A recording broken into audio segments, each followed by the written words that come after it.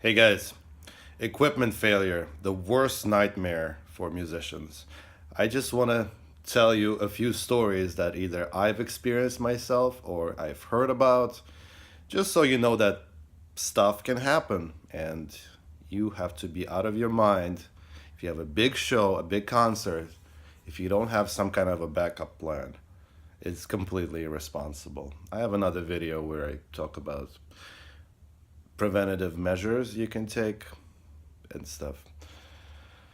So one time I was playing a concert and it was with this pop band and there were a ton of backing tracks and was pretty much for show. It wasn't really doing anything useful.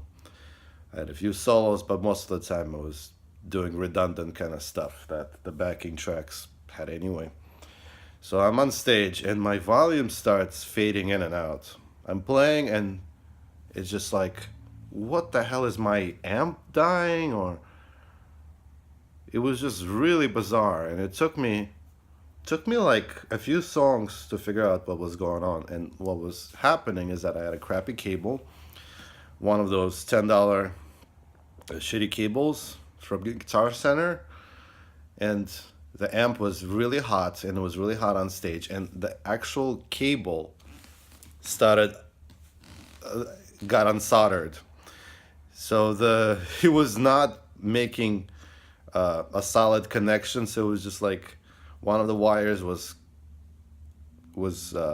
loose, and I've never seen that before. So just goes to show you, if you have an important show, my advice is that you should absolutely just get rid of all your junk cables and buy brand new stuff. If you are playing in front of 500 people, for example, on stage, please, please, please don't take your crappy 5-year old $10 cables, because that's just asking for trouble. So what I had to do is lucky for me, I had a spare cable. So between songs, I just went direct. I bypassed my pedal board and problem was solved. Speaking of pedal boards, I have seen many, many times where somebody's on stage, the guitarist, and they just start losing their signal. If you just have, a few pedals, it's easy to kind of diagnose. But if you have 20 different pedals and they're all daisy chained together, then it becomes the worst nightmare, because you don't know what is causing this issue. What I recommend in these situations is to have a sort of a simplified backup plan. Every time I have to play a big show, I actually take a spare distortion pedal just in case, just running on batteries. So if something like this happens, I don't know what is happening with my pedal board. It's just possessed. I can unplug it, plug into a distortion pedal, and finish up playing the show somehow. It's better to have some kind of a sound than no sound at all. I remember I a couple months ago, maybe 6 months ago, I went to see this band, and the guitarist starts playing, and he's like fumbling with his pedal board and trying to figure out what's happening. And towards the end, he fixed it, but unnecessary unnecessary nerves were wasted. Broken strings. Again, if you are a responsible musician, first of all, replace your stupid strings. Replace them. Uh, If you have a show coming up, replace them the night before so they stretch out. And please, please, please have backup strings, spare strings that you can replace. I remember I went to see a band, and somebody was asking, like, "Do you by any chance have a spare string?" And basically, the guitarist wound up playing without the high E string because the idiot did not bring any spare strings. Like, what gives? And they were touring, like they were on tour, and they did not have any spare strings. I mean, come on. All right, now more exciting failures. When I was 10, We had this big concert. It was I think 60th anniversary of my music school, and we played at the this big concert hall, the Moscow Conservatory concert hall. So it was just a bunch of kids, but still, we were playing this piece that had several soloists. I was not one of the soloists, but anyway, I, there were four soloists, and we're about to go on stage. We have just maybe 5 minutes, and this one poor kid's like, "Oh my God, somebody took my violin. What happened?" Turns out that this girl's violin's tailpiece like snapped off. So, as any soloist, that's basically the rules of the game. If you're a soloist, you are entitled to take another instrument. If you break a string on stage, for example, you have to you can take one of the violinists violin, for example. There was one story in the newspaper a while ago where some soloist chick went through like three violins, and it's just that stuff doesn't happen. But still, the whole freaking tailpiece like flew off, and it's not a really big deal to fix it, but it can happen, and the remedy for that is just to maintain your instrument.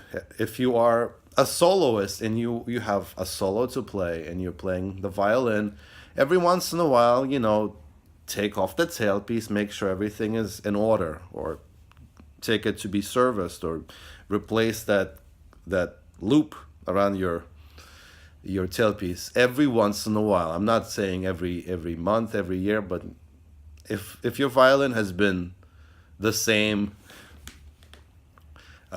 for 10 years, it's probably time to replace that tailpiece loop. On my student violin that I brought from Russia, I yeah, it's like a factory made German violin.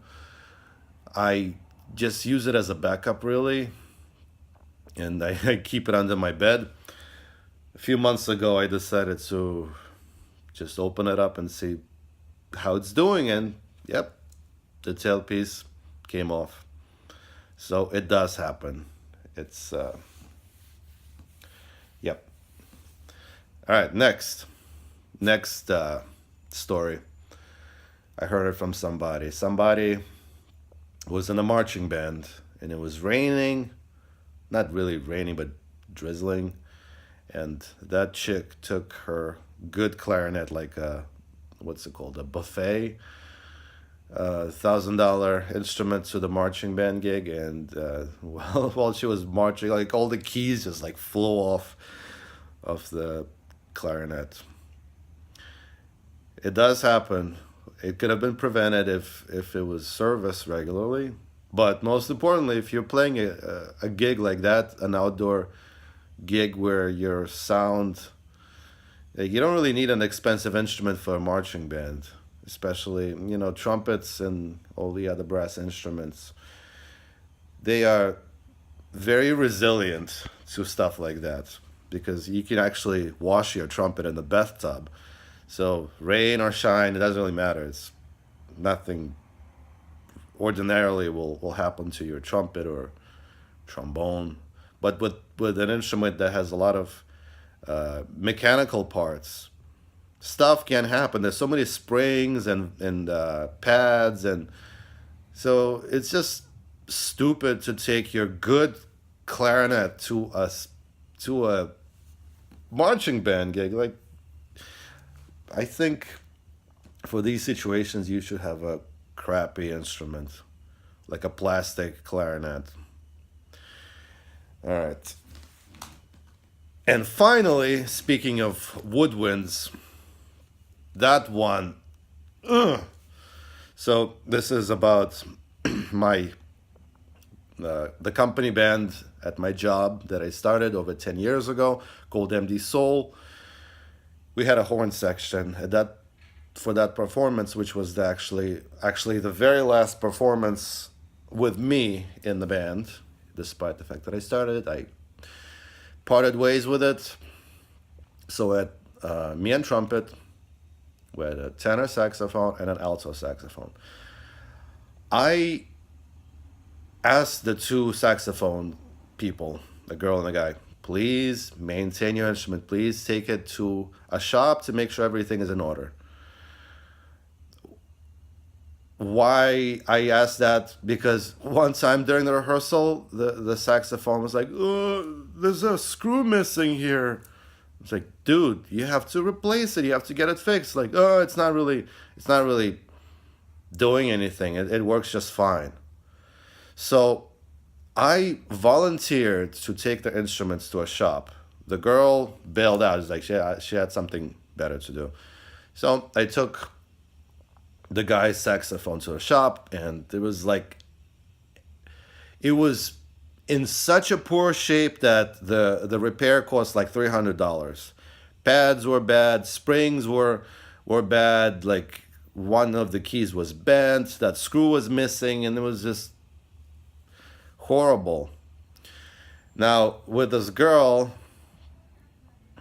she did not. I repeatedly asked her to take the instrument to the shop. Nope, she had better things to do. So we had a dress rehearsal, and one of the pads started sticking. One of the keys was sticking, and it's like, wow, what's going on? And I said, did you maintain your instrument? Did you take it to the shop? Nope. So we played the dress rehearsal. It was functioning.